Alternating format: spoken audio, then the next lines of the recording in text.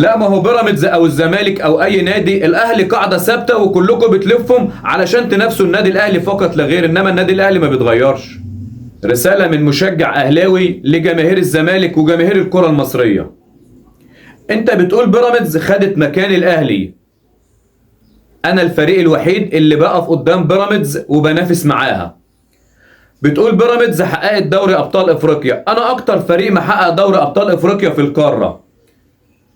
الفريق الوحيد اللي انضر من وجود بيراميدز هو نادي الزمالك.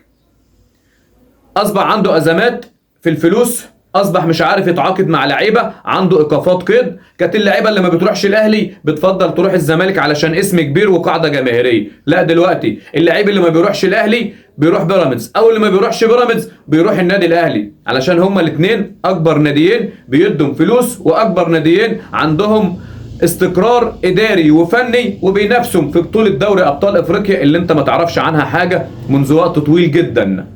فالنادي الاهلي عمر ما حد بياخد مكانه. لا، النادي الاهلي اي فريق بيجي يتنافس مع النادي الاهلي. كلكم بتلفوا والاهلي قاعده موجوده مستمره، كلكم بتلفوا علشان تنافسوا النادي الاهلي فقط لا غير. دي رساله، ويا ريت كلامي يكون مفهوم، وكلامي ما فيهوش حاجه تزعل. ده الواقع اللي احنا بنعيشه بقالنا سنين، وهنرجع ونقول دي مؤامره ومش عارف ايه. المؤامرات من جوه الزمالك مش من حد تاني.